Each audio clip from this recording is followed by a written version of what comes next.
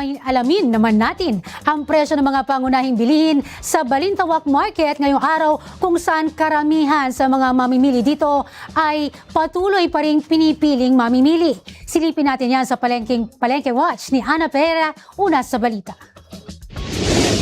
Good news ang bumungad sa mga mamamalengke ng Balintawak Market. Bumagsak na naman kasi ang presyo ng mga gulay ng 10 to 40 pesos. Ayon sa mga tindero, ito ay bunsod ng mas bumubuting lagay ng panahon. Pero, mas dama ang diskwento sa pagbili ng bundle ng gulay dahil daan-daang piso ang matitipid. Mas mura sa ngayon kasi nung nakaraang buwan, medyo mas mahal ang mga gulay, lalo patatas, gawa ng konti ang supply.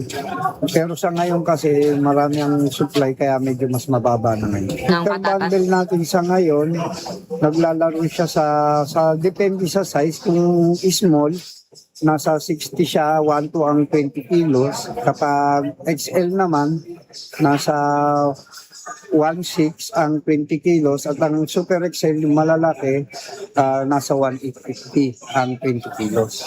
Mas mura sa ngayon, gawa nung nakaraang buwan, umabot siya ng 2,000 plus ang per bundle.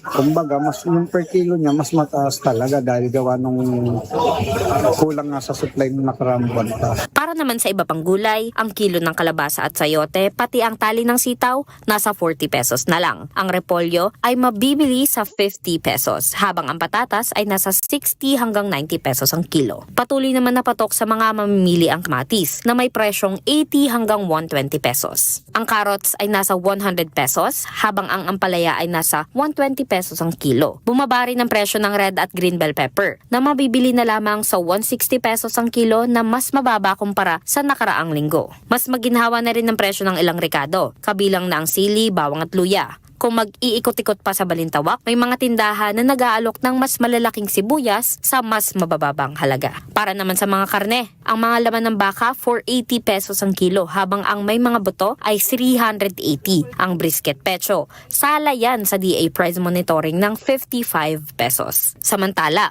walang naging paggalaw sa presyo ng baboy. Consistent pa rin ang pork chop na mabibili sa halagang 275 pesos, habang 320 naman ang kilo ng liempo, kasim at pige. Ang ribs, nasa 250 kada kilo. Nanatili ring stable ang presyo ng isda. Mabibili ang bangus sa 160 to 40 at 120 naman ang tilapia. Ang galunggong, hindi gumalaw ang presyo na 200 kada kilo.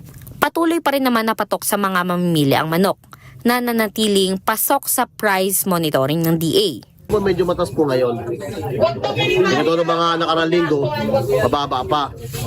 150, 155. Ngayon, 180 na po eh. 180 isang kilo. Pero pa rin naman, yung nagbaho kanya, nabubili pa naman sila. Nakukuha lang kasi medyo matas kasi nagugulat sila.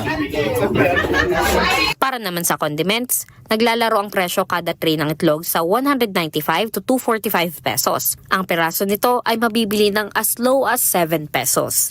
Sa kabuuan, maginhawa ang presyuhan ng mga pangunahing bilihin sa Balintawak Market, lalong-lalo na sa mga gulay at pang-araw-araw na pangangailangan. Ngayong Martes, kapansin-pansin din ang dami ng mga mamimili sa palengke. Patunay na patuloy na pinipili ng mga mamamayan ang Balintawak Market dahil sa abot kayang presyo at dekalidad ng produkto. Nauuna sa balitang totoo at laging bago, Ana Perea ng D1 para sa Alauna sa Balita ng Congress TV.